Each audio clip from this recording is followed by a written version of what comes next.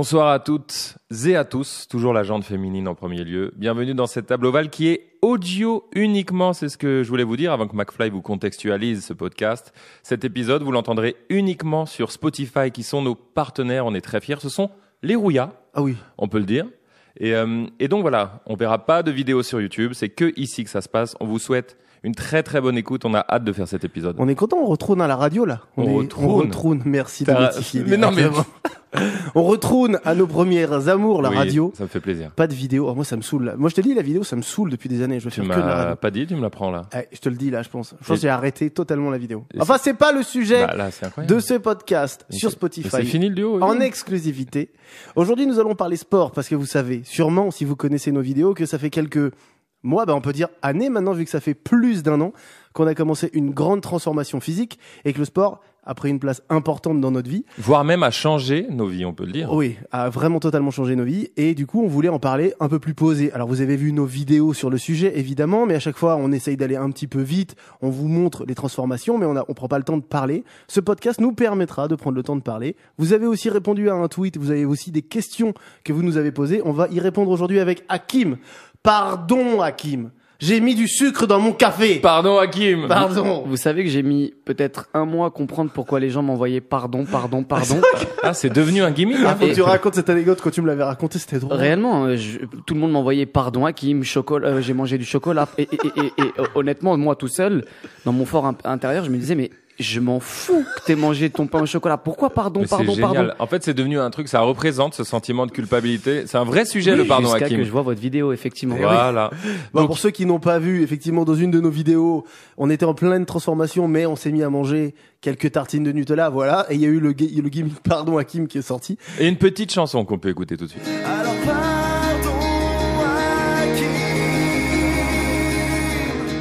Et effectivement, toi, t'avais pas vu la vidéo, on t'avait pas prévenu. Donc, en plus de Hakim, qui est notre coach, qui est devenu un ami, est-ce qu'on est potes? On s'invite aux annives et tout, on est en train de quand même de passer un cap. C'est vrai qu'on s'invite aux annives, on s'envoie des messages dans les moments, dans les moments très intimes. Ouais, on est en train de devenir potes. On est en train de devenir potes. En vrai, ça me fait... Il y a une certaine complicité. Embrasse-moi.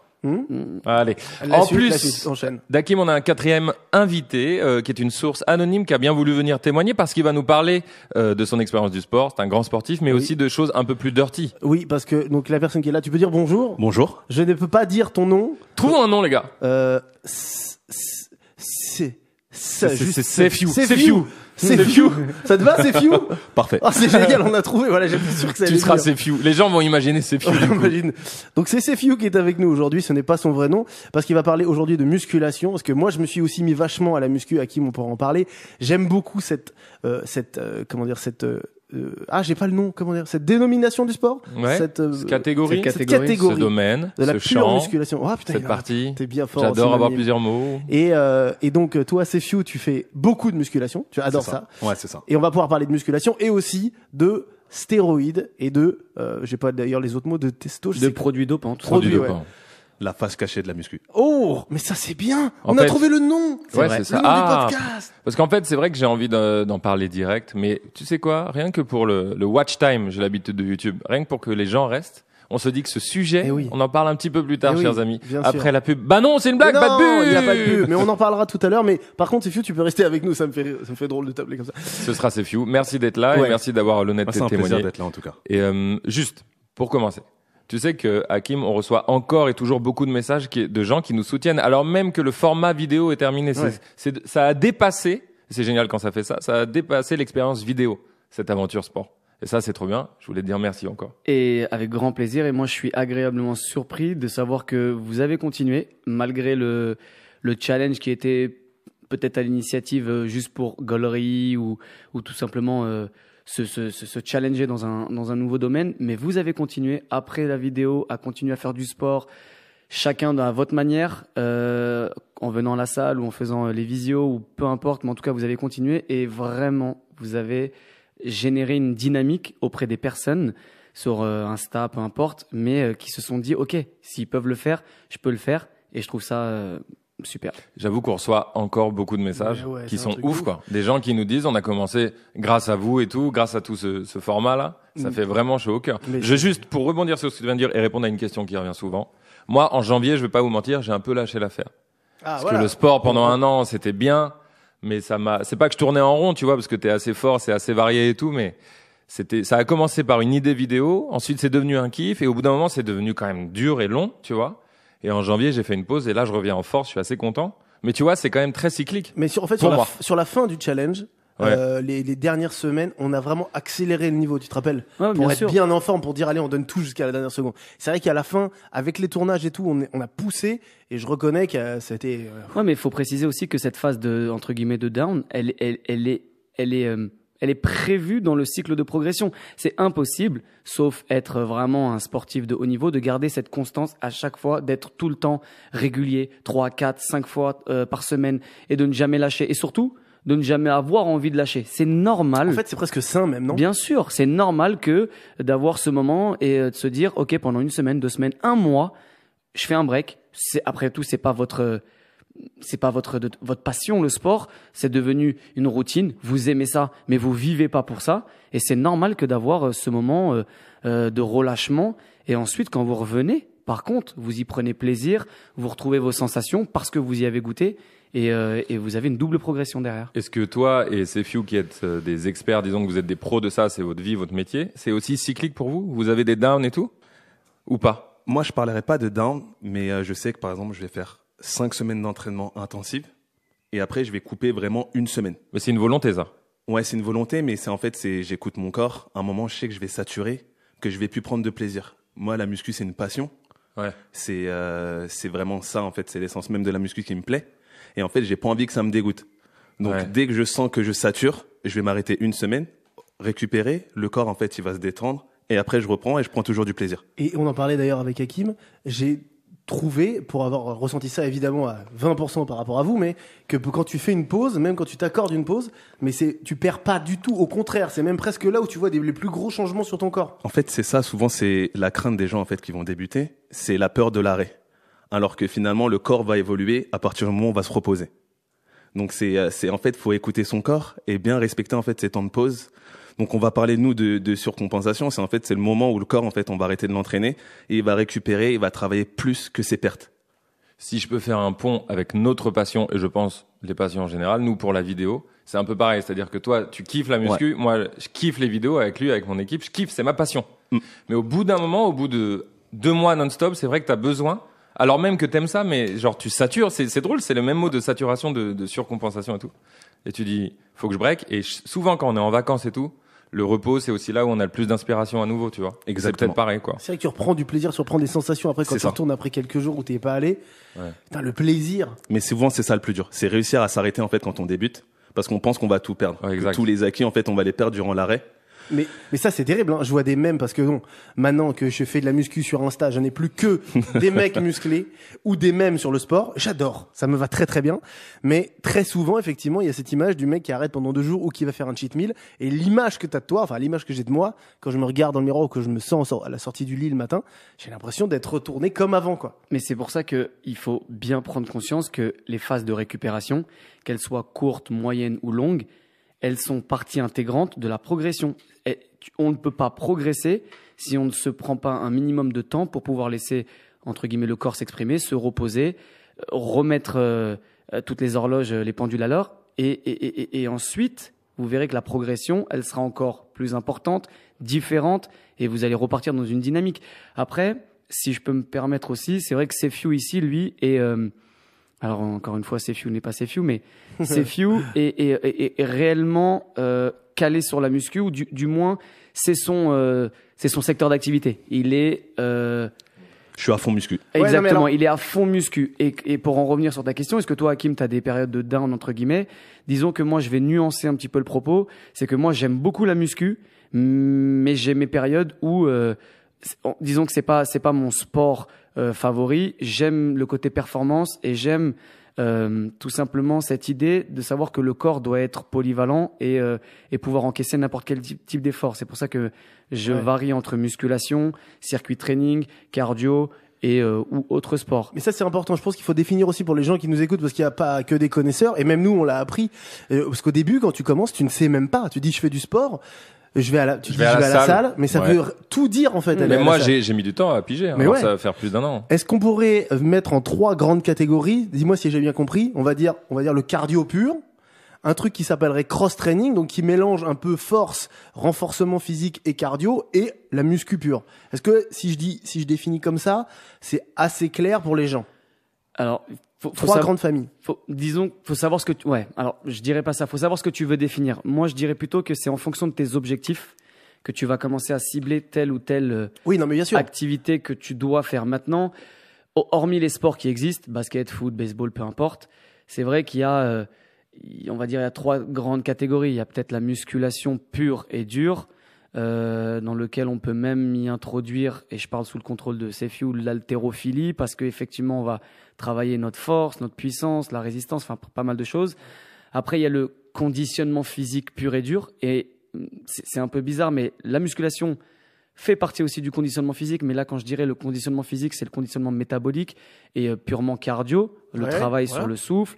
Et donc là, on va travailler sur des exercices qu'on appelle effectivement cross-training, donc avec différents niveaux d'intensité, travailler sur du cardio lisse, foncier, mêlé à du fractionné, bref, cette alchimie de différents mouvements, différents rythmes qui vont être du cross-training entre guillemets, ou qu'on peut appeler aussi du crossfit, mais c'est encore autre chose. Enfin, c'est qu'une autre appellation. Et après, En fait, en soi, je ce vois qui est intéressant, c'est de dire que quand tu mets les pieds à la salle, il y a plein de façons de faire de la salle, quoi. C'est vrai que c'est pas connu Exact. forcément du grand public. Et c'est pour ça que c'est important, s'il y a un conseil qu'on devait donner aux gens qui vont à la salle au début, c'est pas mal quand même d'y aller, au moins les premières fois, et d'aller au moins d'essayer de consulter des coachs ou des spécialistes. Parce que quand tu arrives tout seul à la salle la première fois, va savoir quoi faire. c'est ça. C'est le pire ennemi d'un pratiquant, c'est de ne pas savoir quoi faire. C'est de rentrer dans une salle de sport sans savoir quoi faire, y aller au feeling, parce qu'une machine est libre. Alors après, on va pas rentrer dans le détail des salles qui sont bondées, que on choisit pas trop parfois la machine En ce sur moment, laquelle ça on va va, les travailler. salles, elles sont pas trop Ouais, bondées en ce malheureusement, moment. elles sont fermées. Donc petit message aussi Ouais. à tous les À Macron, si tu veux, on lui écrit. hein. On lui écrit. Non, vous pouvez- Attends, je lui écris direct. on va écrire Écris un directement, petit mais message. petit message. Ouvre les salles Rouya. S'il te plaît. Au Merci. propriétaire. S'il te plaît. Eh, il a répondu, il est là. Il est là, Il y a les 3 petits points. Il est co. Il dit, Qu'est-ce qu'il dit? Je suis occupé avec les écoles. il m'envoie un Ouais. nude. Il vient de m'envoyer un nude. Bon, c'est un autre sujet, C'est on un verra autre ça. sujet. Bon, je rentrerai pas dans ce débat-là, mais effectivement, il faut avoir un objectif. Il faut avoir un objectif. c'est important. La plupart des personnes vont reproduire ce qu'ils voient sur Instagram. On voit beaucoup de développé couché, les tractions, les pompes, les abdos. Bon, voilà, les exercices classiques. Et c'est très bien. C'est très bien de commencer comme ça. Mais c'est vrai que, et je parle encore une fois en mon nom, ma manière d'approcher les exercices, c'est avant tout cibler, avoir un objectif, savoir où on va, et à partir de là, se demander comment on va faire pour arriver jusqu'à cet objectif. Et ensuite, effectivement, c'est toujours bien, si on peut, si on a la chance, de demander conseil à un professionnel ou à un ami, s'essayer, tâtonner. Il n'y a pas de honte à ne pas savoir réellement quoi faire tout de suite, mais avoir au moins une ligne directrice et après attaquer. C'est hyper intéressant ce que tu dis. Tu dis la honte. Je peux faire un petit parallèle, je me permets, c'est few. Sur quand on arrive sur la salle la première fois, quand on veut faire de la salle la première fois et qu'on veut faire de la muscu, par exemple, la honte, parce que quand tu commences la muscu, a priori, t'es pas musclé. Donc ça, c'est le principe. Enfin, ou alors très peu. T'as peut-être une génétique cool ou t'as peut-être fait des trucs, mais la honte de commencer à se mettre sur une machine et d'essayer des choses. Est-ce que toi, t'as vécu ça? Est-ce que c'est un truc qui te parle? Moi, c'est un truc qui me parle parce que quand j'ai commencé le sport, du coup, la musculation, j'ai fait 6 mois chez moi avant de réussir en fait à passer le pas de la salle de sport. Voilà. Pour éviter cette honte. Ouais, je Oh. me sentais pas à l'aise, je me sentais pas légitime. Je sentais en fait le regard des gens sur moi et j'avais un peu la honte en fait d'aller à la salle de sport. Donc clairement de pas pouvoir soulever des charges ou quoi que ce soit, je me sentais un peu mal par rapport à ça. Donc j'ai fait 6 mois chez moi. Après je me suis inscrit et en fait j'avais la chance d'avoir une salle qui était ouverte 24 heures sur 24. Donc j'y allais après le travail. Donc après moi j'allais à la salle de sport vers 2 heures du matin. Oh la vache. Pendant un an. Il y avait personne, non? En fait, si je me retrouvais souvent avec tout ce qui était vigile, agent de sécurité, Ah ouais. des gens très baraques mais Eh ouais. très très sympas. Et en fait, cette ambiance vers 2h, 3h du matin, c'était vraiment particulier. C'est des gens en fait qui ont pas peur de te donner des conseils Ouais. et qui ont des physiques finalement genre toi tu vas les écouter en disant genre lui il est légitime, il peut me donner des conseils mais il va pas me juger. Contrairement finalement à cette fréquentation en journée où c'est beaucoup de gars qui veulent se montrer, qui vont te mépriser ou quoi que ce soit. Moi, j'ai eu des gars qui me demandaient pas en fait pour tourner sur les machines, qui me prenaient la place et qui me disaient genre va là-bas. Ah ouais. Ah ouais. Ah, Donc, j'ai fait, l'ambiance. ouais, c'est une ambiance très particulière en fait, les salles de c'est sport. cool. Ah ouais, je surtout, savais pas, moi j'ai jamais. surtout senti ça. les salles grand public comme ça où les abonnements en fait sont pas trop chers. Et ouais, tu Tu m'étonnes. te retrouves avec une population finalement des fois un peu particulière qui vont te mépriser, qui veulent se montrer, qui vont pas forcément te respecter. Du coup, moi j'ai voulu éviter ça le plus longtemps possible. Donc j'ai fait 1 an comme ça en y allant vers 2h, 3h du matin. Et une fois que j'ai senti que j'avais cette légitimité pour y aller en journée, j'y suis allé la journée. Ah ouais, c'est un C'est délire. incroyable. Non, mais ouais, je le sentais. Ouais. Mais d'ailleurs, parce on l'a pas dit pour les gens, parce que Sefiu, vous le voyez pas. Sefiu est quand même une masse. Un colosse. Voilà, faut le dire. Est-ce que tu peux nous dire ton poids? Donc là, moi je fais 1m87 pour 102, 103 kilos. Ok, quasiment que du muscle. Hein. Il y a te pas fais, beaucoup c'est de gras. Hein. Il y a vraiment pas Je beaucoup te de prends, gras. quand tu veux, je te prends. Et moi j'ai une question. Mais attends, parce que regarde, je finis juste, j'arrive tout de suite, excuse-moi. Mais quand t'as commencé, t'étais que... Je faisais cette taille-là, sauf que je faisais 73 kilos. Ouais, voilà. Ouais, Voilà, c'est ça, impressionnant. la J'ai vu des différence. photos de lui, c'est Ah ouais impressionnant, Ah ouais réellement. Ah oui, ça parce que là, J'étais très très mince. c'était donc plus de 30 kilos, 35 kilos de muscles purs. Ouais. Faut aller les chercher. Hein. Et du coup, toi t'es à fond sur la muscu. Ouais. Et c'est quoi ton rapport au cardio?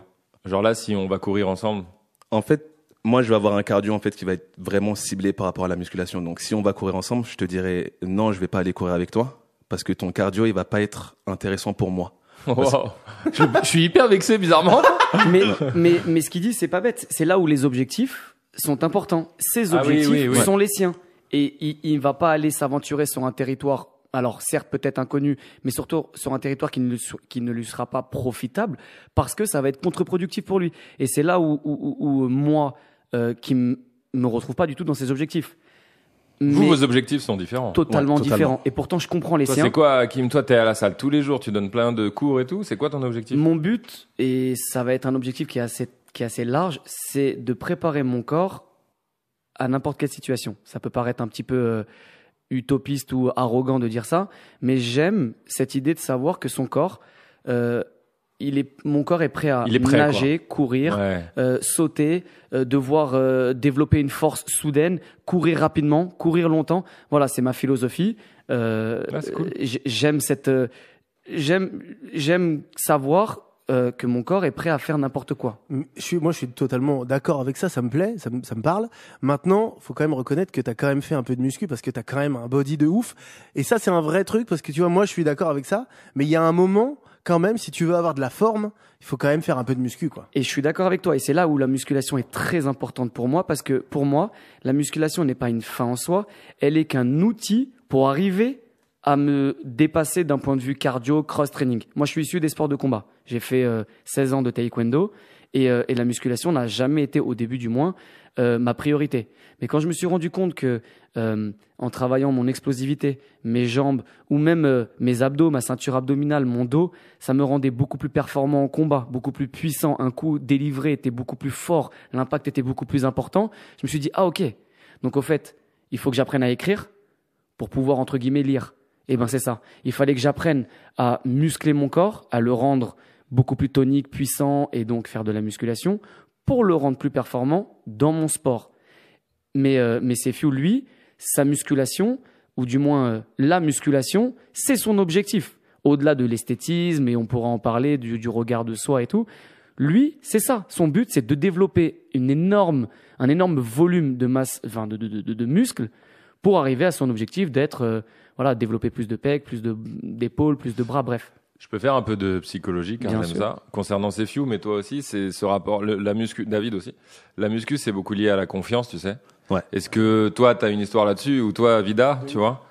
Moi, ça m'a apporté vraiment beaucoup plus de confiance en Tu moi. dirais que avant t'avais pas confiance, par Ouais, exemple? c'est pas que j'avais pas confiance, mais je me sentais moins à l'aise dans mon corps. Ouais. Et le fait de pouvoir gérer ma propre transformation et en fait, on peut dire de gérer sa propre image, le reflet que je voulais de moi. Finalement, je vais voir mon corps comme une statue d'argile et la musculation, ça va être mon scalpel pour tailler ce que je veux. Oh, C'est c'est beau, frais. ça. Mais en C'est vrai, beau. c'est un vrai truc. Hein. Non, mais c'est Et vrai. en fait, finalement, c'est ça. Je vais voir mon corps comme une statue et je suis là pour le sculpter. Et finalement, j'essaye d'avoir le reflet que dans le miroir de l'image que j'ai de moi en tête. Et là, est-ce que t'es satisfait ou éternel insatisfait? On sera jamais vraiment pleinement Ouais, c'est satisfait. ça, on ça, en veut c'est un toujours vrai un peu sujet. plus, mais je commence à apprécier qui je suis.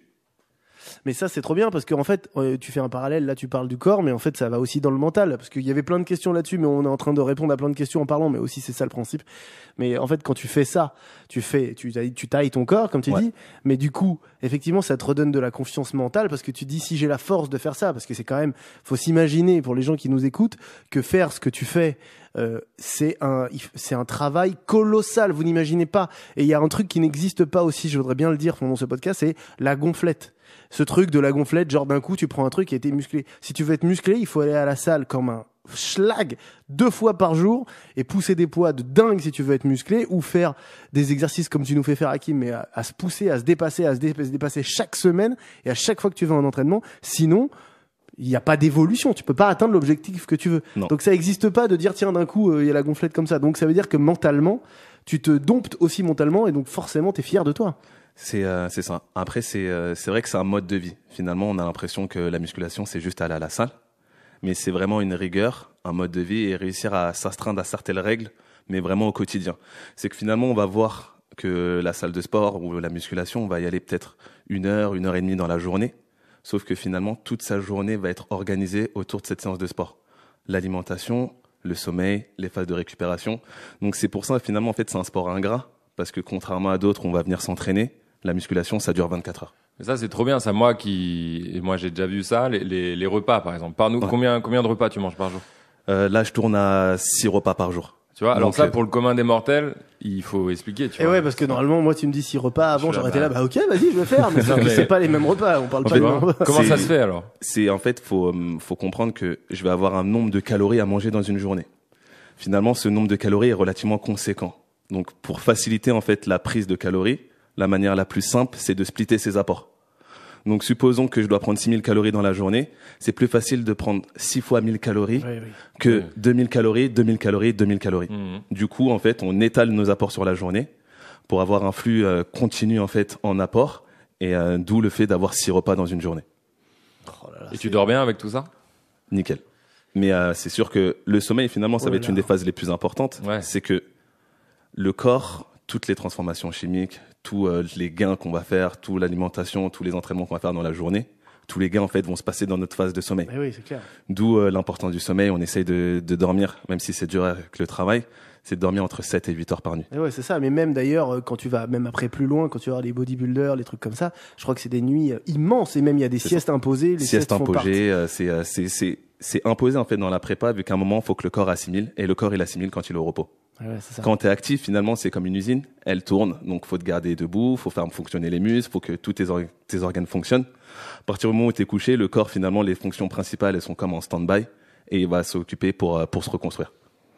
C'est dingue. Après, il faut parler aussi d'une chose qui est ultra importante à mon sens et que peu de personnes comprennent ou du moins l'acceptent, c'est la patience. Aujourd'hui, on veut tout rapidement. Nous-mêmes, on a fait un. D'ailleurs, je sais pas si tu te souviens de nos échanges au début, Carlito. Tu voulais faire un challenge. Tu m'avais parlé du challenge, McFly et Carlito. On veut changer de corps, patati patata. Je vous ai dit OK, mais ça prend du temps. Et il faut accepter qu'un corps, c'est la nature. La nature, ça prend du temps. Et on parlera d'ailleurs des produits dopants qui accélèrent certes certaines phases, mais peu importe qui vous êtes, peu importe vos prédispositions physiques, peu importe comment vous régulez votre vie et que peu importe votre sérieux, ça prend du temps que de transformer son corps d'un point de vue métabolique, d'un point de vue musculaire, sous tous les critères. Et c'est là où beaucoup de pratiquants abandonnent quand ils commencent. Alors ils voient les effets, c'est cool, on commence à prendre un petit peu. Et après il y a cette phase, ce petit palier de stagnation. Et la plupart des personnes abandonnent à ce moment-là parce que on voit plus d'effets, du moins on voit plus les mêmes effets qu'au début. Et oui. Forcément, le corps il passe de 0 à 100 km/h en 2 secondes au début, et après ça y est, la machine, le corps s'habitue, il a compris, et pourtant il faut modifier 2-3 choses pour évoluer. Ouais, mais je corrobore, effectivement, pour ceux qui nous écoutent et qui veulent commencer le sport. A priori, si vous en avez pas fait beaucoup, quand vous allez commencer, vous allez kiffer. Les 3 premiers mois, les 4 premiers mois, c'est énorme ce qui se passe dans le corps. Parce que ça se voit vite. Voilà, en général, quand t'as beaucoup de kilos en trop, les kilos sont tellement superflus qu'ils partent assez vite, donc oh là là, c'est trop bien.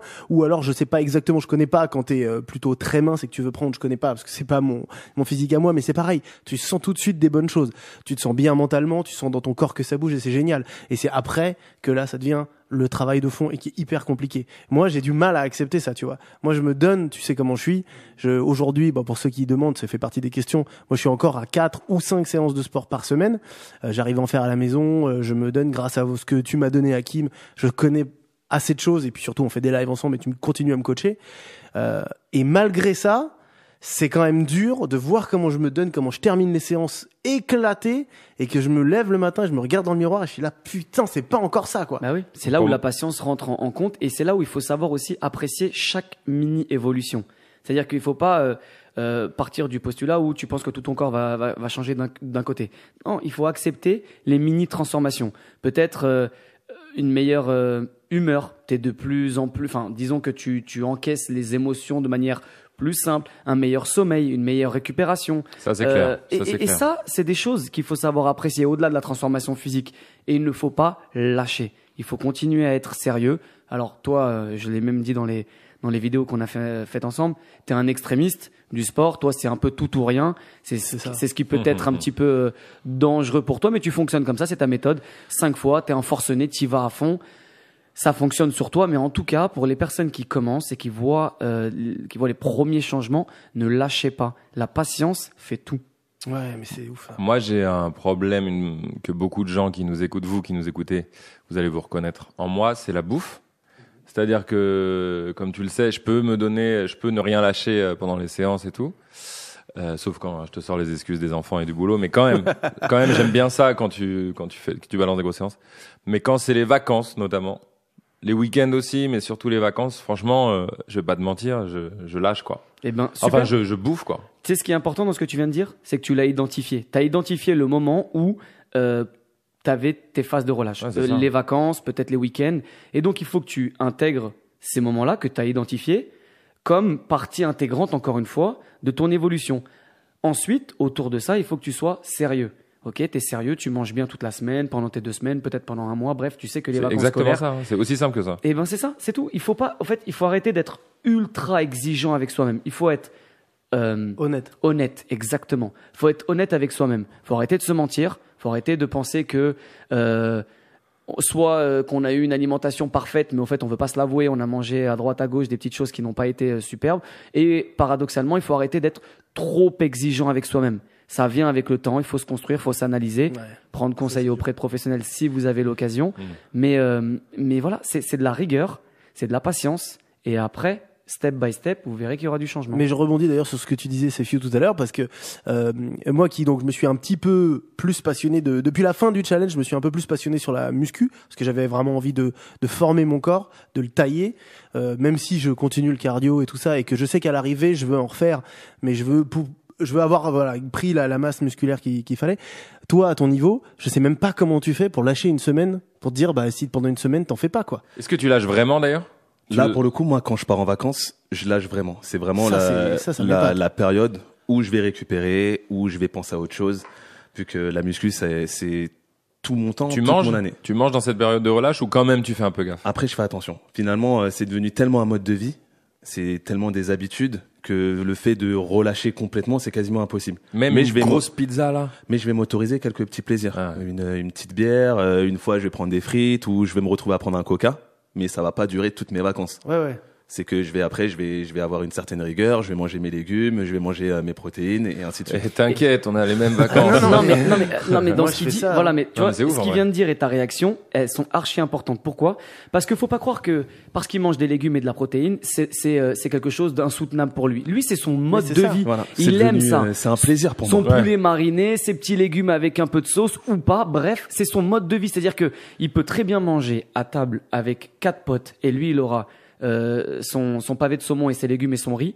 Je vous assure que Sefiu sera beaucoup plus content et en phase avec lui-même que s'il mangeait les hamburgers de ses potes. Mais il n'en a même pas envie. Mais c'est merci. devenu dans ta... Je te jure, t'es pas d'accord. Moi, ressens ça. Je te jure, l'autre jour, bon, pardon, Hakim, on s'est fait une zappe. Je l'ai pas du tout aimé. Ouais, c'est vrai qu'il était pas bien. J'étais Alors que pas moi, bien. j'étais heureux de ouf. Ça m'a pas mis bien, j'étais là genre, ouais. Non, il a pas kiffé. Genre, Pourquoi c'était pas un bon manger- moment. Pourquoi manger ça? J'étais là genre, ça me fait rien. Et mes élèves, J'aurais kiffé, comme t'as dit, tu vois, un truc, un Tu sais, poulet je mariné vais avec être en riz vacances, et ça tout, va machin. être langouste grillée avec des petits légumes. Mais ça tue. Bah oui. J'aimerais Et atteindre en ce fait, niveau. je prends vraiment de plaisir. Moi, mon but principal, c'est de jamais me frustrer. C'est ce qu'on va dire aux élèves ou quoi que ce soit. C'est jamais de frustration. Si j'ai envie de quelque chose, je le prends. Au moins après, je pourrais tenir. Si je me frustre, c'est le meilleur moyen en fait pour craquer et de vraiment tout lâcher. Donc si un jour j'ai envie d'un coca, je vais prendre le coca, mais je sais que tous les jours qui vont suivre, je vais être à l'eau plate. Et c'est Mais là je vais où, pas être frustré. c'est là où certains de mes élèves pensent que je me contrains à manger entre guillemets des pousses de bambou et du quinoa tous les jours. Non, je t'ai vu Et manger, que- c'est pas ça. Hein. Et que je suis en train de penser qu'à des pizzas et des hamburgers. Non, je prends du plaisir à manger mes plats. T'as bien vu parfois mes plats dans mes barquettes. C'est propre, quoi. C'est propre. Ça me donne envie. Il y a du goût. Et je suis pas du tout frustré. C'est vrai qu'il peut y avoir l'image qu'on voit tourner sur internet de, tu sais, de la pauvre barquette avec un poulet blanc mal cuit et du riz. Évidemment, si tu cuisines mal, bon bah là c'est dégueulasse, c'est toujours pareil. Bien Mais sûr. avec des trucs sains, tu peux faire des trucs hyper bons et satisfaisants. J'ai la chance d'avoir une femme qui est naturopathe et donc elle me fait hyper bien aussi à manger à la maison avec des trucs Toi sains. aussi, tu fais à manger d'ailleurs. Oui, tout Oh, à ouais. fait. Non, mais elle m'apprend. Ce que je veux dire, c'est qu'elle m'apprend à faire à manger correctement, quoi. Ah, elle est incroyable. Et en fait, je te jure, je prends je fais assez peu de cheat meal. Enfin, tu peux me le, tu Ouais, peux c'est me- Ouais, c'est ce que tu m'as dit la je dernière fais fois. pas de gros cheat T'en meal, tu vois. ressens pas Parce besoin. que en fait, j'ai pas l'impression vraiment de me frustrer quand je rentre à la maison, que je me fais un plat. Genre, c'est bon, tu vois. Je suis vraiment content de manger quinoa, carottes râpées. Je me fais une bête de sauce à l'ail, je pue de la gueule, ça déchire. Ouais. Et je kiffe, tu vois. Ça me fait vraiment plaisir plus ça que une grosse raclette. Bien Raclette, sûr. ça fait 2 ans. Depuis que j'ai commencé, j'ai pas fait le challenge, j'ai pas fait une seule raclette. Et Parce ben que voilà. souvent on confond en fait finalement bien manger et Se faire plaisir. se faire plaisir. Ouais. Et finalement, on a tendance à assimiler genre une pizza à quelque chose de bon, mais par exemple un poulet bien assaisonné avec C'est fou, des ça. petites pommes de terre, avec ses légumes, bien préparés, je pense qu'on prend autant de plaisir qu'à manger une pizza toute faite. Moi, je suis full C'est d'accord vrai, avec ça. moi, Mais je toi, suis- c'est important. Ah, que tu moi, me je suis un dises. Gaulois, les gars. Mais il y a pas mal de messages Il y qui, en a plein. entre guillemets, me rejoignent statistiquement. C'est-à-dire que là, moi, c'est pas ça. C'est que la raclette, je la démonte, la pizza, la bière, plus le vin. Non, mais vous savez, ça rigole pas. En fait, je suis pas raisonnable, mais ça me ressemble. C'est la Non, personnalité. non, hein. tu fais gaffe. Non, tu dis que t'es pas raisonnable, c'est pas vrai. Moi, je suis avec toi au quotidien. Oui, parce que là, on parle de ce cycle où la semaine, Voilà, c'est ça. on est parce que comme ça. pendant la semaine, tu sais, nickel. Hein. Hakim, il me regarde genre, qu'est-ce que tu fais? Non, en fait, j'étais en train de réfléchir à ma question, et ma question, c'est la suivante. Est-ce que, si toi, t'en avais l'occasion, tu pourrais manger raclette tous les jours? Ah non, par contre, non. C'est-à-dire, mais si je te disais que elle avait pas d'impact sur ton corps. C'est bizarre, ça. Ah, c'est ouais, c'est. Ça me rappelle, Ça, c'est une nouvelle notion là. C'est-à-dire que, Ça me rappelle tu sais, quand on demande quel super pouvoir vous voulez avoir. Ah ouais. Erika a dit toujours, bah, moi, je veux bouffer sans grossir. Ah ouais. Et je lui dis, mais non, c'est mieux de voler, c'est mieux d'être invisible. Non, réfléchis bien. T'imagines. Tu manges Imagine, tout, tu bouffes, t'as le kiff de la bouffe, ok? T'as le plaisir. Mais par contre, tu grossis pas. Et ça fait pas mauvais pour la santé en plus. c'est vrai. Je sais Imagine pas. ça. Attends, je suis en train de réfléchir. C'est dur, hein? C'est ouf, hein. Je vous ça laisse a ré- vraiment commencé. réfléchissez. Mais d'ailleurs, ça, j'avoue. j'ai une question. Je me permets de rebondir. On est sur le bon sujet. C'est Léo qui a posé cette question. C'est bien beau de parler des régimes pour perdre du poids, mais quid de ceux pour en prendre? Parce que ça, c'est un vrai sujet. Moi, que je connais pas. Ouais. Je connais plein de gars qui sont vraiment queus et qui veulent Des prendre gars ou du des poids. meufs, mais ouais. Et moi, ça, je sais pas du tout quoi faire, quoi dire, parce que moi, j'ai envie de dire, bah alors là, moi, là, je sais pas, Alors, je suis paumé. là. Alors, attends, avant d'avoir les réponses des pros, moi, j'ai eu notamment un grand pote qui n'arrive, ça le rendait fou, quoi. Il n'arrivait pas à prendre du poids, mais vraiment. Après, il y a une chose juste, j'aimerais non pas corriger, mais apporter une nuance à la question de Léo. Personnellement, moi, j'aime pas ce mot régime. Régime, c'est contrainte. Pour moi, un régime, c'est une contrainte. Un régime alimentaire qui soit pour prendre du poids, perdre du poids, c'est une contrainte. Au fait, l'idée, c'est de parler d'hygiène de vie. Ok, c'est l'idée, c'est de prendre conscience que ça va être votre habitude, ça va être votre mode de vie qui fait que, en fonction de vos objectifs, vous allez manger comme ça. Mais un régime, même psychologiquement, c'est de la contrainte. Après, je vais laisser Sefiu parler sur pour reprendre les termes, le régime alimentaire pour prendre du poids, puisque lui, c'est vraiment son domaine de Ouais, c'est prédilection. Mais pensez hygiène et pas régime, pas contrainte. Ouais, c'est sûr. On va parler vraiment de rééquilibrage alimentaire. Ouais. On veut prendre du poids. En fait, c'est simple. Faut visualiser son organisme comme une balance. Donc, il y a des pertes et il y a des entrées. Donc, le fait d'avoir une journée, d'être en activité, on va avoir une dépense calorique. Pour prendre du poids, c'est simple. Faut que faut que l'apport en calories soit supérieur à les dépenses en calories. On veut perdre du poids, donc l'apport en calories est inférieur à la perte de calories. Mais le problème souvent de ces profils-là, c'est qu'ils n'arrivent pas à manger parce que ils n'ont pas faim. Ils n'ont pas Moi, faim. l'exemple que j'ai en tête, et je pense Léo, Ouais. c'est comme ça, et plein de gens, des meufs, des mecs C'est et ça. tout, ils sont là. Toi, tu manges, c'est, disons là, t'es au milieu de ton repas. Eux, ils ont fini depuis 10 minutes. Ouais, c'est et ils ça. ont pas faim. Comment Mais- faire? C'est fou, ça. Hein. Alors ils ont pas faim, il peut y avoir plusieurs raisons pour lesquelles ils ont pas faim. Déjà de un, faut savoir d'où ils partent. Est-ce qu'ils ont pas faim parce que c'est leur mode de vie, ils mangent jamais et du coup effectivement il faut un petit peu se forcer à manger un peu plus, mais il faut pas se gaver comme une noix non plus. Et aussi l'idée très simple, hein, c'est que pour avoir faim, faut aussi avoir une dépense énergétique. Il faut Ça créer peut cette être faim. une des réponses. Faut créer cette faim. Donc, il n'y a pas que, en fait, il faut avoir une vision à 360 degrés. Il n'y a pas que l'alimentation qui va contribuer à la prise de poids ou à la perte de poids. Il y a, encore une fois, votre mode de vie. C'est la façon dont vous allez vous entraîner. C'est la façon dont vous allez récupérer. C'est ce que vous allez manger, aux heures à laquelle vous allez manger. Alors, ça peut paraître compliqué, contraignant et chiant, tout ce que je viens de dire, mais c'est juste de l'organisation. Ouais. Et à Si. partir de là, vous verrez que si je vous demande de courir pendant 2 kilomètres, et vous allez avoir soif, oui ou non? Parce que vous avez soumis votre corps à une Nous engueule pas, contrainte. nous engueule pas. Il nous engueule. Non, Il est- je il vous est- engueule. Je vous engueule pas, mais en fait, c'est entre guillemets de la logique. Donc il faut avoir cette planification et de se dire, ok, j'ai pas très faim, je suis pas un très gros mangeur. Certes, moi j'ai beaucoup de personnes que je suis qui ne prennent absolument jamais de petit déjeuner. Et quand je leur dis qu'il faut, ils me disent ouais mais j'ai pas faim. Je dis ok super, t'as pas faim parce que t'as pris l'habitude, t'as habitué ton corps à ne pas manger le matin. Ouais, c'est vrai, il y a plein De de la gens même comme ça. manière que C'est moi, et ça sera peut-être le prochain sujet, de la même manière que moi pendant le ramadan, au milieu du ramadan, bah, j'ai plus faim le midi, j'ai plus faim le matin, super, parce que j'ai accoutumé mon corps à ce mode de fonctionnement. Mais si vous commencez à manger une demi-banane, ou un bout de pain, juste un bout de pain, rien de plus, ça vous force à ouvrir votre appétit. Le deuxième jour, le troisième jour, vous continuez comme ça et à un moment donné, vous allez voir que naturellement, avec ce bout de pain, vous allez y ajouter, je vous dis une bêtise, une compote. Et c'est comme ça que petit à petit, step by step, Et ouais. vous allez constituer votre petit déjeuner. C'est ça. Voilà. Très belle conclusion. C'est ça. Mais ouais. Ok, C'est, mais ça, c'est hyper important de dire ça, ouais, parce que j'hallucine j'hallucine des gens qui me disent qu'ils n'arrivent pas à manger, mais moi c'est tellement Mais il y en a l'inverse de mon beaucoup. Alors problème. attention, Non, il y en a beaucoup. attention, c'est ce qu'il a soulevé Hakim. Là, c'est pas le sujet, ça nous dépasse. Il y en a plein qui sont victimes de dépression ou des déprimes même. Non, tu vois. bien sûr. Là, on parle pas du cas de la santé mentale, on parle de ces gens qui ils ont pas faim. Ouais. Est-ce que on n'est pas des scientifiques et tout, mais moi, plus je mange, plus j'ai faim. Et contrario, ça marche aussi. Quand je fais gaffe, j'ai de moins en moins faim. Ouais. J'ai l'impression que mon estomac, il fonctionne à. Après, c'est un à- phénomène naturel, hein, l'estomac. Alors, je ne suis pas scientifique ni médecin, mais avec mes faibles connaissances, entre guillemets, c'est un phénomène très simple. Hein.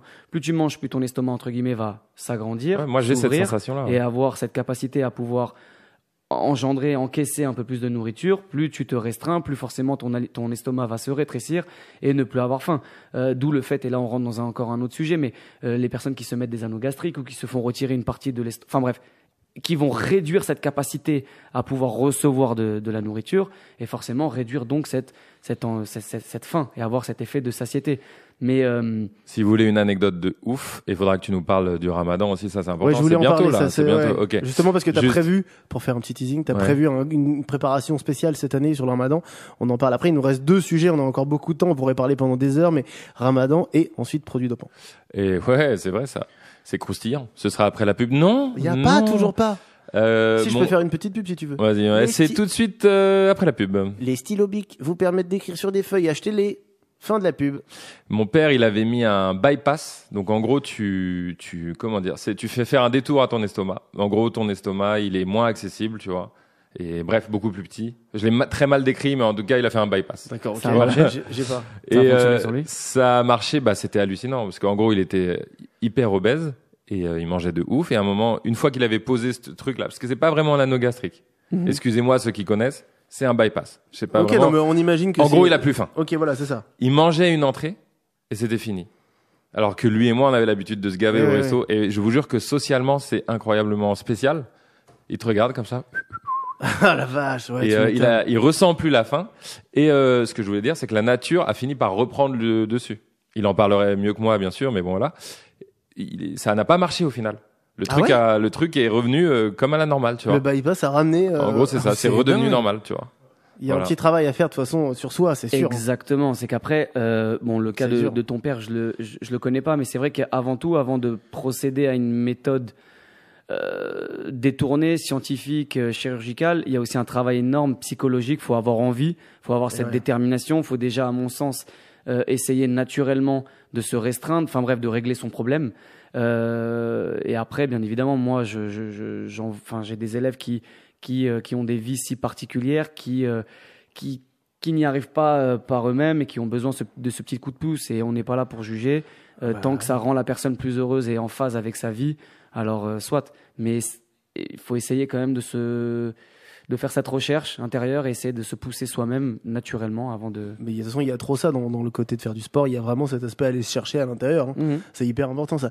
Petite question de New Forget qui nous dit, c'est plutôt pour nous deux, mais c'est pas grave, je pense que c'est un bon sujet. Mais on a un peu évoqué ça tout à l'heure, pardon. Avez-vous eu un moment de faiblesse pendant cette année de remise en forme, le sentiment que vous alliez abandonner à un moment donné? Alors, nous, ce qui est fort pour nous, c'est que c'est malin de le faire en vidéo. C'est comme le double bac. Eh oui. On a beaucoup de témoins. Oui, c'est ça. Et donc, les gens, ils sont là, ils nous attendent au tournant, mais c'est fait exprès. C'est win-win, hein. Eux, ils sont là, ils nous attendent. Ils veulent des vidéos, ils veulent des résultats. On doit les faire kiffer.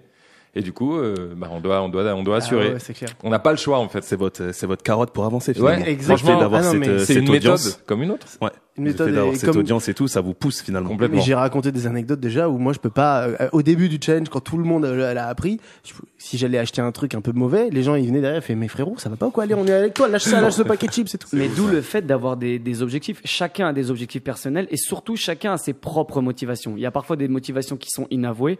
Moi, la première fois que je me suis mis au sport, j'étais très jeune, c'était du moins au sport, dans cette compréhension qu'il fallait que je change quelque chose dans mon corps, donc j'avais accepté qu'il y avait un problème et j'ai essayé de le changer. C'était en primaire, je vous le dis, on est dans entre guillemets les anecdotes. J'étais amoureux d'une fille qui s'appelle Juliette. J'étais en primaire à l'école Pontoise dans le 5e arrondissement. Ah ouais, il y a les détails et tout. Juliette, si tu te reconnais, de toute façon je te l'avais avoué. Et Juliette est juste là. Allez, elle fait son entrée. Non, et puis alors moi j'ai toujours été très compétitif, mais j'étais un petit peu bouboule, disons, en primaire. Et à l'époque on jouait. Je veux bien des photos de ça, pardon, frère, je veux bien voir des photos. Et on les affiche là. Non. Je vous en montrerai. Et à l'époque à l'école on jouait énormément à ce jeu qui est connu comme tout, le relais. Voilà, on court, ce relais, tu check ton pote, il part, et il y avait ce garçon, Edouard Capra-Bouvier, si tu te reconnais. Le bourgeois de ouf. D'ailleurs, j'avais repris contact avec lui, qui était beaucoup plus rapide que moi au relais, et j'étais persuadé que Juliette aimait Edouard parce qu'il était plus rapide que moi au relais. Alors que ça se trouve, ça n'avait aucun rapport. L'enfant, c'est 600. J'ai commencé à m'entraîner tout seul. À m'entraîner, je descendais, je faisais des allers-retours, je faisais des pompes, je savais absolument pas comment gagner de la vitesse. Je faisais des pompes, des abdos, j'étais un peu bouboule, je pensais que c'était à cause de mon surpoids, je mettais des t-shirts, des pulls, des écharpes, des bonnets. Ouais, vraiment, je confinais ma chambre, je mettais une serviette en dessous pour que l'air ne sorte pas. Pour suer, exactement. Et je commençais à boxer, à faire des pompes. Il fallait que j'engendre un maximum de chaleur corporelle pour que mon corps puisse perdre. Moi, j'étais persuadé que l'eau était égale à de la graisse avant. Oui. J'avais aucune notion. Et je m'entraînais. J'étais persuadé que si un jour je battais Edouard à la course, Juliette, elle allait m'avoir. Et alors Est-ce que t'as battu Edouard? Jamais Juliette m'a dédaigné. Non, voilà, non, je ne suis pas.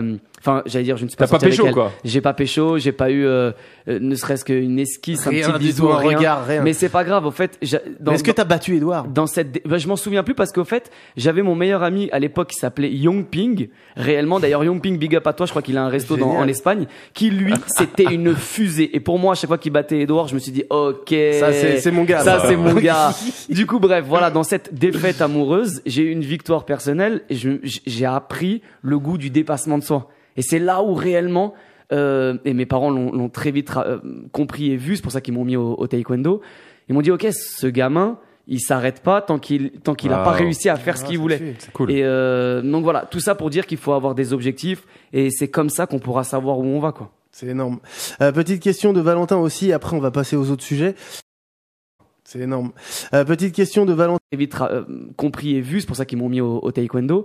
Ils m'ont dit, ok, ce gamin, il s'arrête pas tant qu'il a pas réussi à faire ce qu'il voulait. C'est cool. Et donc voilà, tout ça pour dire qu'il faut avoir des objectifs et c'est comme ça qu'on pourra savoir où on va, quoi. C'est énorme.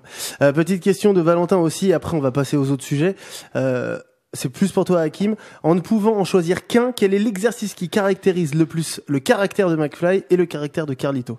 C'est drôle ça. Je trouvais cool cette question. Je dirais que McFly aime énormément tout ce qui est force, développé, couché, donc le bench.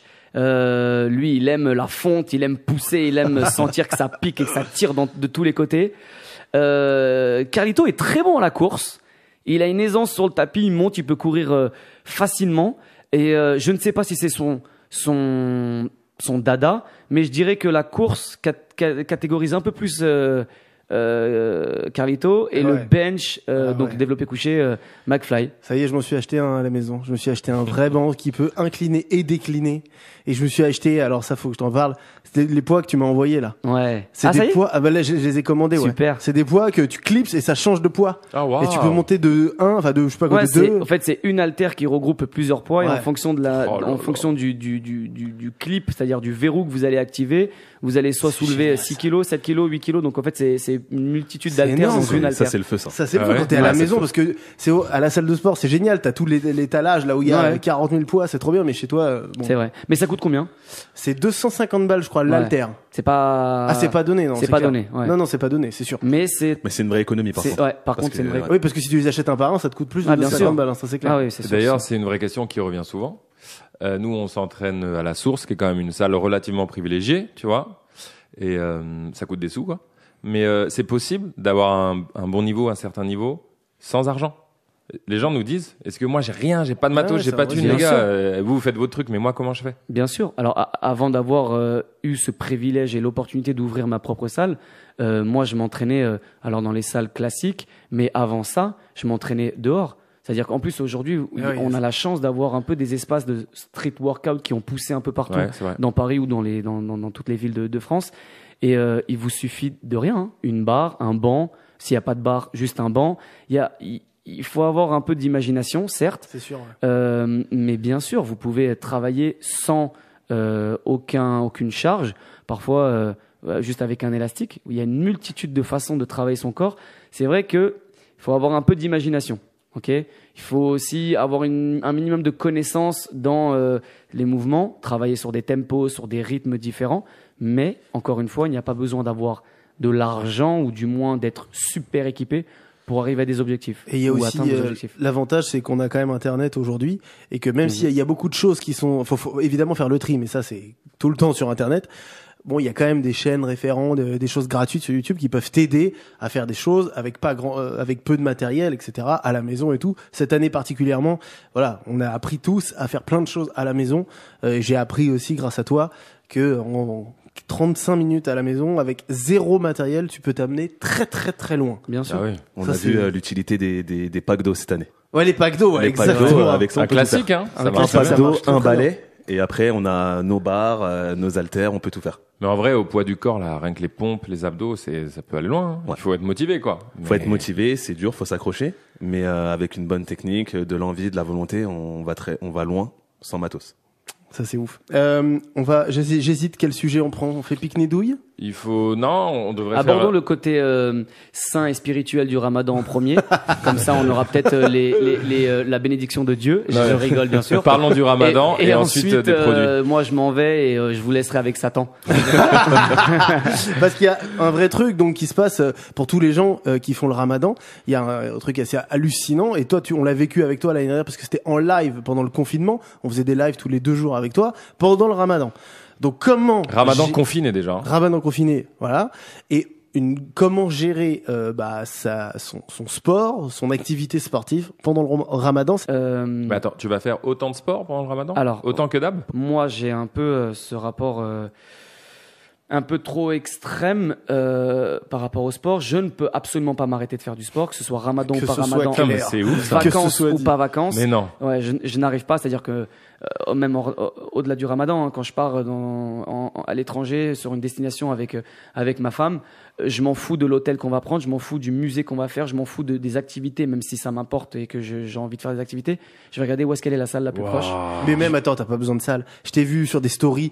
Il saute dans les fleuves. Non, mais c'est clair, de liane et tout. vraiment. Il dit, attends, on va faire ça, on va sauter et tout. C'est vrai qu'il y a des vacances que j'avais passé en Tunisie où j'avais qu'un élastique et une piscine. J'avais accroché l'élastique à une barre, moi à l'élastique. Et donc, du coup, je faisais du crawl sur place avec un ballon entre les cuisses pour pouvoir flotter au niveau des jambes. Bref, j'ai imaginé. Wow. Mais voilà, je n'arrive pas à cesser de faire du sport, à cesser d'expérimenter mon corps à un effort qu'il ne connaît pas. Donc, pour en revenir sur le mois de Ramadan, je vais faire du sport. Mais ce qui est important de préciser, c'est qu'il ne faut pas être aussi exigeant pendant ce mois de jeûne que la normale. Il faut peut-être mettre un petit peu ses objectifs en stand-by, accepter, non pas qu'on va régresser, mais qu'on va sentir, on va avoir un ressenti différent sur l'effort qu'on va faire, musculation, cardio, ce que vous voulez. Et il faut accepter aussi de moins malmener son corps. Quand je dis malmener, c'est malmener d'un point de vue positif. Il faut accepter de pas trop le pousser, réduire son temps d'effort, travailler d'une autre façon, travailler intelligemment. Moi, je vais continuer à faire du sport parce que de 1, j'aime ça, et de 2, c'est mon job d'entraîner et de faire des lives. Mais je vais par exemple non plus m'entraîner en milieu de journée, mais je vais attendre la fin de journée pour m'entraîner. Pourquoi ? Parce que il y a 2 facteurs qui rentrent en compte. Le premier, l'état de déshydratation. J'aime m'entraîner en fin de journée et de savoir que dans 1 heure, 1 heure et demie, je vais pouvoir boire. Et donc laisser mon corps en état de déshydratation le moins possible. Et de 2, psychologiquement, savoir que ça y est, c'est bientôt la rupture du jeûne et que je vais pouvoir m'attabler et manger, ça me donne ce coup de pouce ou coup de boost et de me dire, vas-y, enchaîne, ne te laisse pas avoir par la fatigue, ça y est, tu vas bientôt passer à table. Ça, c'est le côté humain. Hein. Mais ça, c'est bien. Mais ça, c'est une astuce pour tous ceux et celles qui veulent faire du sport pendant le Ramadan. Adapter ses efforts, son effort, ne pas malmener son corps, ne pas essayer de se surpasser. Le mois de Ramadan, ou du moins un jeûne de 1 mois par rapport au sport, ça ne doit pas être un mois d'exploit. Ça ne doit pas être un mois de performance. Ça doit être un mois de maintien. Vous devez maintenir votre effort. Et commencer pendant le Ramadan. Imagine quelqu'un qui n'en a jamais fait ou très peu et qui veut commencer. Est-ce que tu conseillerais, même en y allant doucement, de commencer pendant le Ramadan ou pas ? Alors, tout dépend de la ténacité de la personne, mais c'est un peu comme une femme enceinte ou du moins qui apprend qu'elle est enceinte et par peur de grossir, elle commence à faire du sport pendant sa grossesse. Ça t'est déjà arrivé, ça ? D'être enceinte pendant, oui, bien sûr. Oui, ça m'est déjà arrivé d'avoir des élèves qui sont venus me voir et me dire, ah, ça y est, je suis enceinte, j'ai jamais fait de sport, j'ai trop peur, je veux commencer à faire du sport. Non, ça y est. Le corps n'est pas habitué. D'accord. Il vaut mieux pas commencer quelque chose qu'on n'a pas l'habitude de faire dans une période encore plus dure pour le corps. Oui, tout à fait. Maintenant, bien évidemment, si vous voulez accompagner un pote ou tenter l'expérience, allez-y, ne serait-ce que pour l'expérience humaine. Mais il faut, à mon sens, éviter de commencer à faire du sport pendant le mois de Ramadan. Et ce mois de jeûne, chacun a ses raisons de le faire. Beaucoup, je sais, et ça peut être une raison valable, se disent pendant ce mois de jeûne, je veux faire du sport parce que ça va m'aider encore plus à maigrir. Je sais qu'il y a beaucoup de mes élèves, filles notamment, qui se disent ça. J'ai envie de leur dire, ok, si c'est une raison pour vous, valable, qui vous permettent de tenir et qui vous permet d'être assidu dans vos entraînements, allez-y. Je veux dire, les raisons sont propres à chacun. Il faut absolument pas juger. Mais voilà, il faut comprendre aussi que pendant le mois de Ramadan, l'alimentation a son rôle. Le soir, alors moi je vais parler pour moi, même si maintenant je suis plus chez mes parents, mais avant c'était table remplie, gâteau, l'entrée, le plat, le dessert, x6 pour exactement, c'est lecto. Enfin je veux dire, la tentation elle est là. La tentation elle est là, et pourtant il faut être intelligent dans la gestion nutritive. Il faut apporter à son corps ce dont il a besoin. Éviter encore une fois le sucré, ça peut paraître banal et bête et même dur d'accepter ça, mais évitez de vous ruer sur les gâteaux. Ça va pas vous être profitable, ça sera inutile. Ouais, c'est rapide. Exactement. C'est rapide, c'est brûlé alors rapidement. bien sûr pour vous faire plaisir et tout, super cool, un petit gâteau et tout, mais allez chercher ce dont votre corps a besoin. Ce qui va te faire tenir la journée, ce qui va t'apporter de la protéine. Parce que du coup, toi, comment tu vas gérer finalement genre ta perte d'apport par rapport au Ramadan ? Comment tu vas gérer ça finalement, vu que ta période sur laquelle tu vas pouvoir t'alimenter, elle est beaucoup plus courte. Donc, le nombre de calories que tu vas pouvoir prendre, elle va être inférieure. Toi, comment tu vas gérer ça pour limiter au maximum ta perte de masse? Eh ben, un petit peu comme toi, tu procèdes en essayant de séquencer tes repas dans la journée. Moi, alors, je dois malheureusement dormir tôt parce que le lendemain, je me réveille tôt, mais je vais essayer de séquencer aussi mes repas. Ah, je vais plusieurs repas dans la nuit. Ouais. Je vais pas. Alors déjà de 1 parce que mon estomac au bout d'un moment se rétrécit et faut pas se mentir, on n'a pas aussi faim. On a faim avec les yeux, hein. On n'a pas faim avec l'estomac. Ah ouais? Ouais, vraiment pas. Donc je vais commencer simplement moi par un apport en protéines au début. Manger, je vous dis une bêtise, une omelette, un peu d'escalope, un peu de riz. Et rapidement, je vais plus avoir très faim. Par contre, 1 heure après, si j'ai faim, je mange. Mais en tant que sportif, même si je n'ai pas faim, parce que je sais que mon corps en a besoin, je vais vers 22, 23, remanger un petit peu. Pas énormément, mais je vais quand même remanger. Je vais surtout m'hydrater aussi durant toute la soirée. Et l'une des choses qui m'est très utile, que je ne fais pas pendant le reste de l'année, c'est que je prends de la caséine. En fait, la caséine est une protéine à assimilation longue. Si vous voulez, c'est un peu comme si vous buviez donc cette protéine et qui va se diffuser dans votre corps pendant 6, 7, 8 heures. Ouais, c'est pas tout de suite. Tu Exactement. prends, ce que ton corps peut pas assimiler, il le jette. Exactement. Là, il garde comme un stock et il envoie des jets, quoi. C'est ça. Et donc moi le matin, donc, parce que je me réveille, il y en a beaucoup ici qui se réveillent pas. Je vous le conseille pas, mais ça c'est encore chacun vos habitudes. Moi, je suis obligé de me réveiller le matin pour aller manger. Et là aussi, donc c'est à ce moment-là que je vais prendre ma caséine et je vais pas procéder à un petit déjeuner normal. Parce que si je commence à manger des sucres rapides, je vais aller dormir à 10 heures, c'est fini. J'ai plus de pêche. Je veux dire, tout aura été consommé. Donc, je vais manger des pâtes, manger du riz, de la protéine encore une fois. Je vais me faire plaisir, bien évidemment, avec une petite tartine de miel ou je sais pas, quelque chose qui aura du goût et qui va me faire plaisir.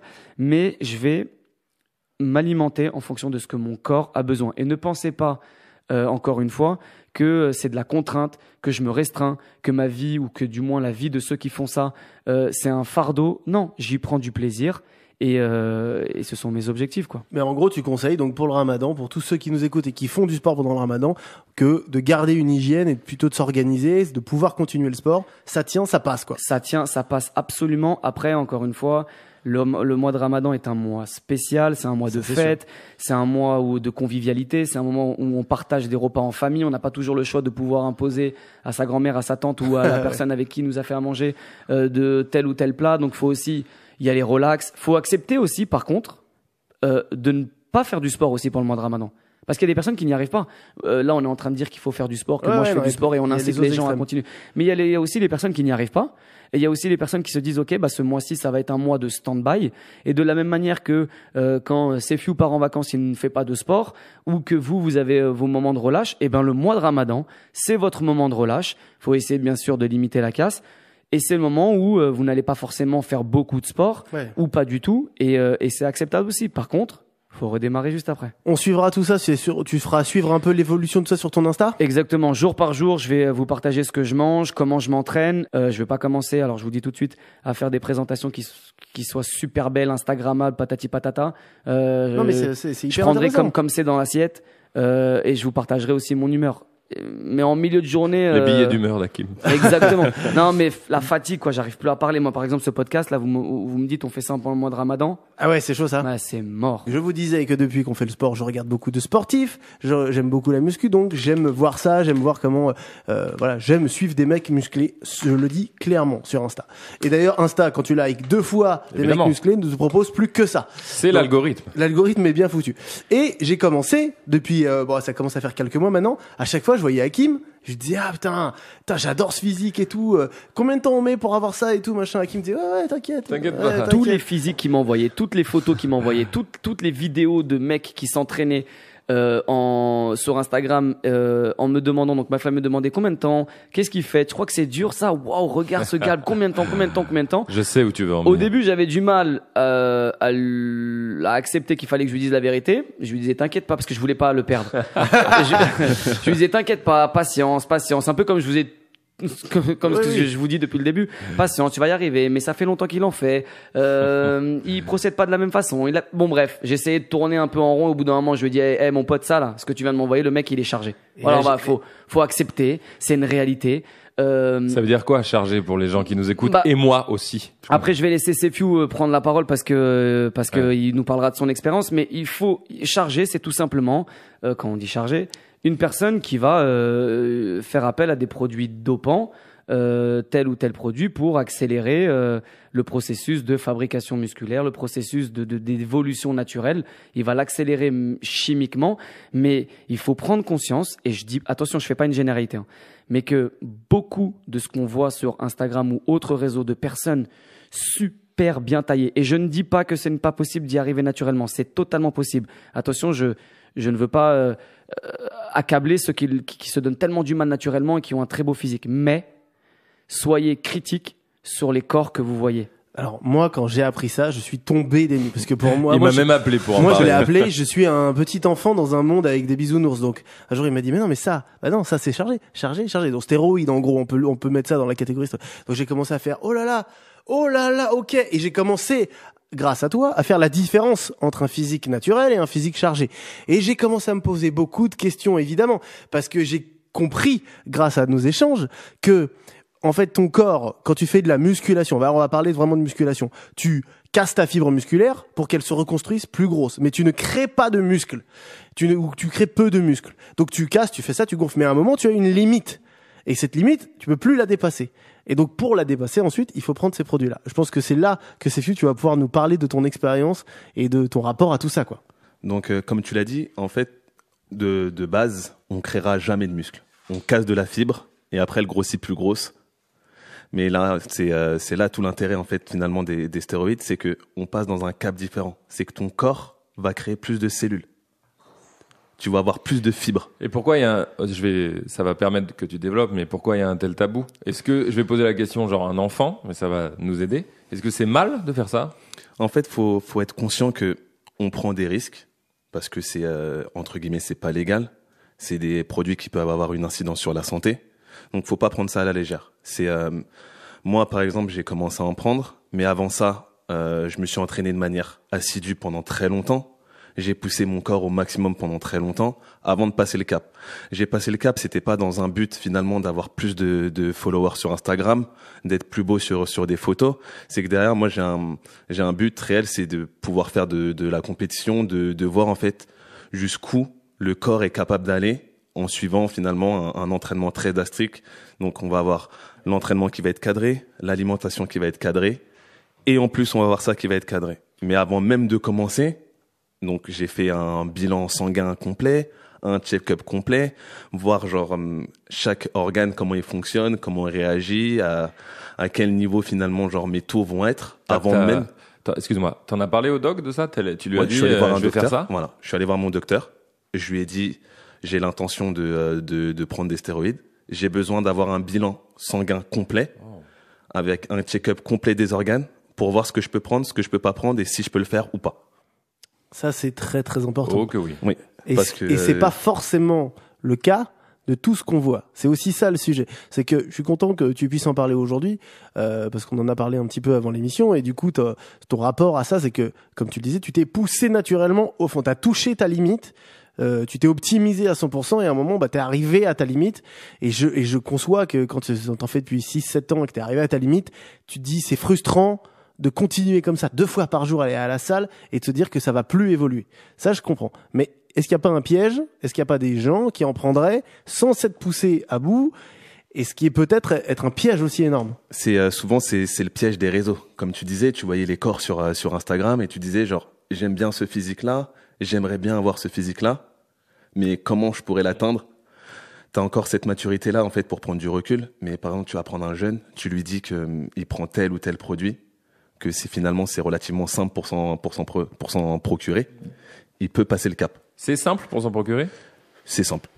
On a Internet, c'est très ça, très ouais, simple. c'est À ça, partir du moment où il y a Internet, on peut Ouais, tout commander. McFly, il a ouvert les yeux quand au mot simple, il s'est dit OK. Il a ouvert une page internet. Vraiment, il a un site dédié de revente de stéroïdes. Mais moi, je l'ai découvert justement par mes échanges avec Sefiu notamment, mais il y a tout un monde, j'allais dire parallèle, mais il y a un monde parallèle et si accessible, c'est-à-dire que, alors ça fait un peu de incitation à ce que je vais dire, mais c'est si facile de s'en procurer, c'est si facile de connecter quelqu'un avec quelqu'un qui peut nous suivre, avec un docteur, enfin bref, bien évidemment, je vous incite absolument pas à le faire, en tout cas pour de mauvaises raisons, mais c'est beaucoup plus facile que ce qu'on croit. Ouais. Et il y a un monde hein, Ah bah oui. Les gars, c'est quoi c'est de la poudre, c'est des piqûres, c'est bien. J'avais l'impression qu'on parle de drogue dure. Non, mais c'est intéressant. C'est sous C'est quelle quoi, forme? comment je sais même pas comment ça marche moi. Alors, on va avoir plusieurs formes. On va avoir tout ce qui est produit injectable. Donc, ça va être des fioles avec une seringue et on va s'injecter la seringue. Ok. Ou on va avoir ça sous forme de cachet. Donc, ça va être plus petit qu'un cachet pour comme un Doliprane. Ça va être Ouais. plus petit que ça. Ouais. Hop.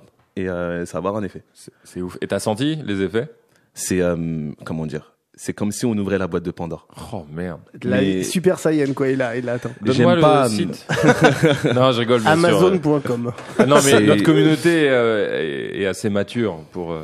Tu vois. Alors, de toute façon, là, on n'est pas en train d'insister ou quoi. Non, on dit parle plutôt- juste d'un fait. Enfin, à mon sens, et c'est pour ça que j'ai accepté de venir partager ce podcast sur la musculation, sur le sport en général et aussi sur tout ce qui est produits dopants. C'est tout simplement que ça existe, on en parle. On n'est pas là pour juger ou quoi que ce soit. Mais il faut savoir aussi que les produits dopants n'ont pas comme unique vocation que de faire, j'allais dire, grossir les muscles, mais et faire évoluer le physique. Il y a aussi des produits dopants qui existent, par exemple dans le milieu des sports de combat, on en parlait la dernière fois, Ouais. qui sont pris par des combattants pour atténuer la sensation de peur avant de rentrer dans Oh, la wow. cage, par Oh exemple. là là là. Ou diminuer aussi l'effet de la douleur. C'est-à-dire quand vous recevez une pêche coup sur coup, et ben la douleur sera beaucoup moindre Oh que là si là vous n'avez là, rien c'est pris. Donc il y a tellement de produits Oui, ouais, avec c'est sûr. tellement de spécificités différentes qui existent et pour tous les sports et à haut niveau aussi que faut être conscient que ça existe. Et Mais en fait, c'est ça, c'est le rapport. Ce qui est bizarre, c'est la différence entre ce qu'on voit et comment c'est pas. Parce que souvent, les mecs que je suis sur Insta, qui sont souvent coachs aussi, souvent pas des Français. Hein. Il y a beaucoup de ricains et tout ça. Ça a l'air plus démocratisé, j'ai l'impression, aux États-Unis. Ils te disent, allez go, suivez mon programme, mangez du poulet, du riz, vous serez comme moi. Sauf qu'il oublie de dire. bien sûr. Et aussi, je prends aussi tel produit tous les jours. Parce que sinon, tu peux pas l'atteindre, quoi. Moi, c'est ça qui m'énerve. Après, je te Ouais. laisse la C'est souvent c'est ce côté finalement un peu hypocrite. Exactement. C'est que les gens ils vont pas assumer derrière dire je prends ça et ça et ils vont te faire croire que avec une escalope et des brocolis ils vont devenir comme ça. Ouais. Ou alors Donc- tu les vois manger des tonnes d'hamburgers, et ils te disent cheat meal aujourd'hui, ils en ont 3 par semaine, et le mec il a des abdos mais saillants comme pas possible.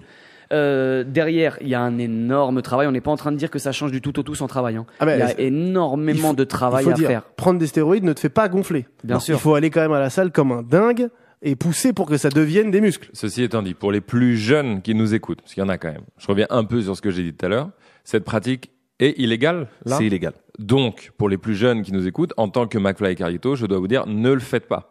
Et C'est- en tant c'est que Hakim à pro- aussi, je vous Ok, le dis. c'est juridiquement illégal. Bien sûr. Ceci dit, c'est hyper intéressant ce que vous dites. J'ai une question, par exemple, B2O, est-ce qu'il en prend? Là, tu poses la question à moi.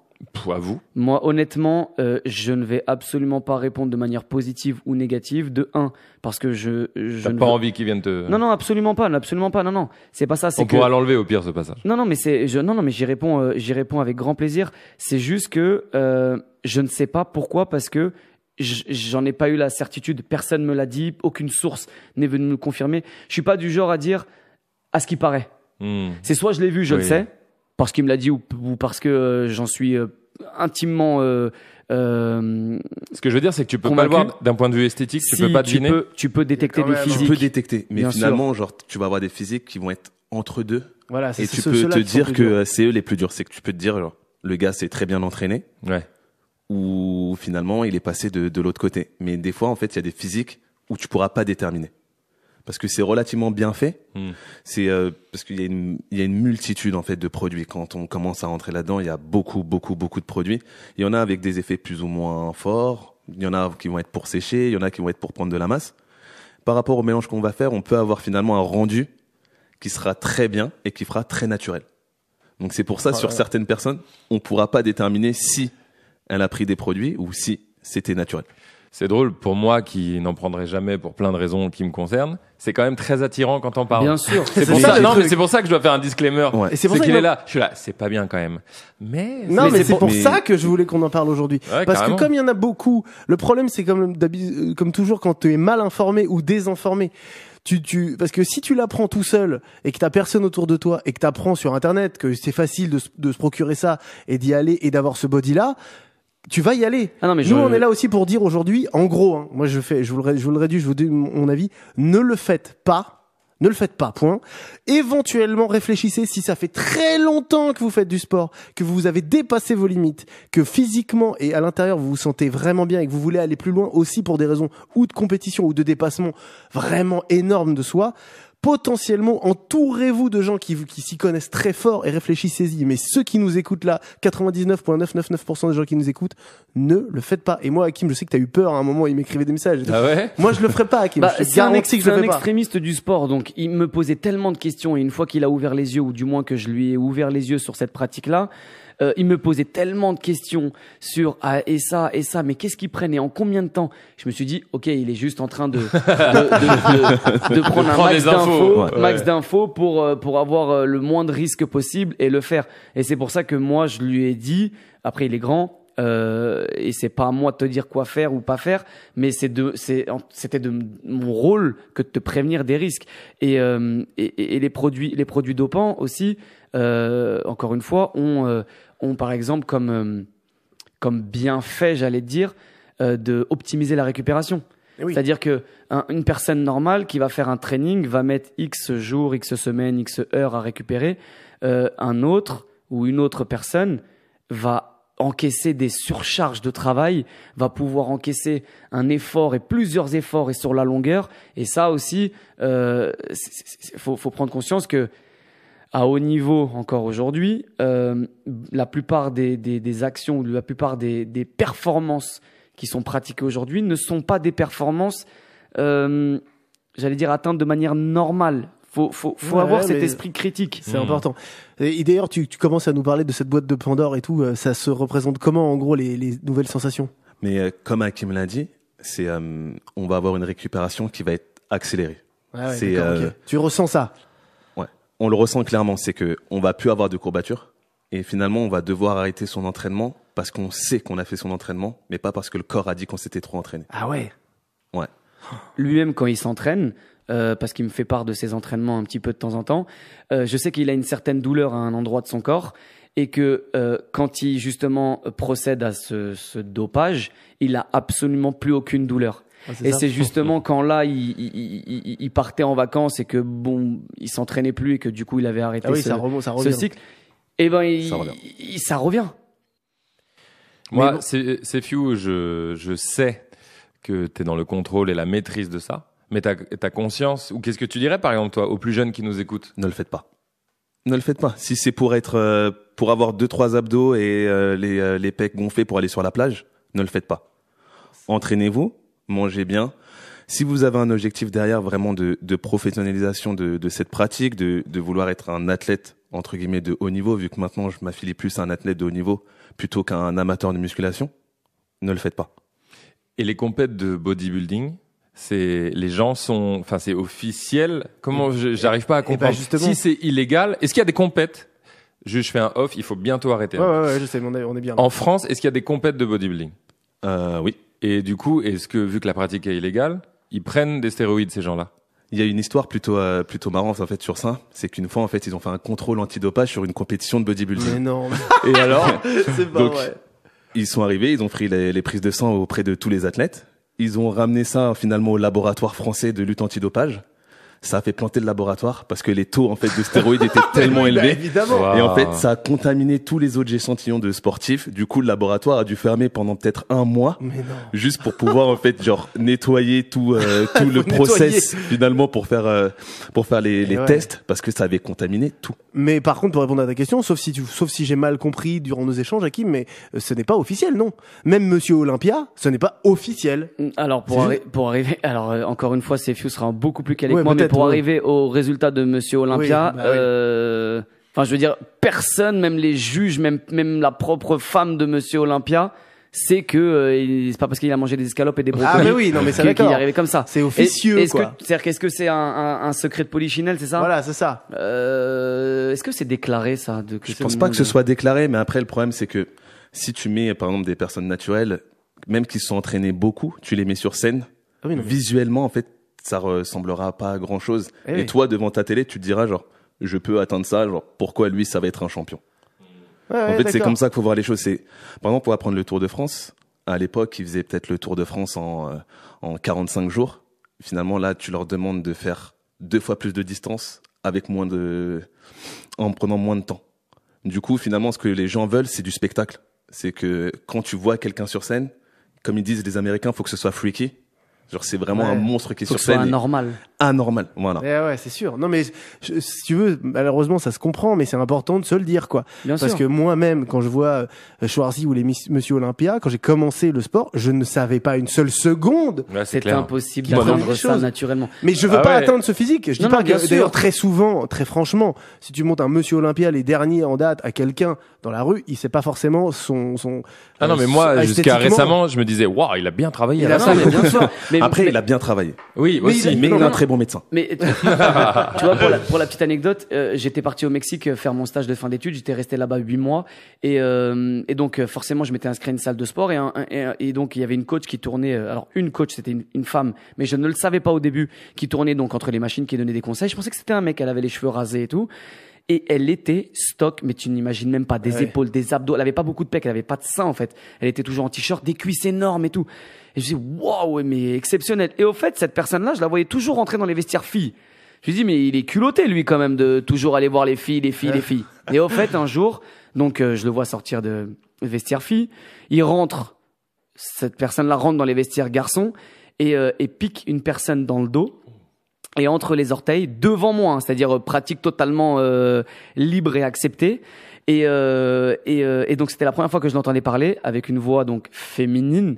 J'avais compris que c'était donc une femme qui au fait procédait à du dopage. Mais je veux dire, Ouais, c'est un nouveau monde qui c'est s'est un ouvert, quoi. nouveau monde. Tu C'est dis, t'es au pas Mexique, prêt, quoi. alors au Mexique, c'est en plus un pays très particulier, proche des États-Unis, limitrophe avec les États-Unis. Donc je sais que beaucoup de pratiquants et d'athlètes vont s'entraîner là-bas parce qu'il y a disons un accès aux produits beaucoup plus facile Ah. et moins Ouais, controversé bien sûr. et donc ensuite moins de contrôle aux États-Unis. Bref, c'est tout encore un autre sujet, mais ça modifie un corps de manière incroyable. Ne le faites pas, mais ça existe. Ok. C'était génial. C'était Mais on hyper va- important de parler de ça. Je te remercie, Sefiu, d'être venu nous en Non, parler. pas de souci. Parce qu'il n'y a pas déjà beaucoup de gens qui ont le courage de venir. Bon, là, c'est anonyme, et c'est normal, on peut le comprendre, mais c'est déjà beau de venir en parler comme ça.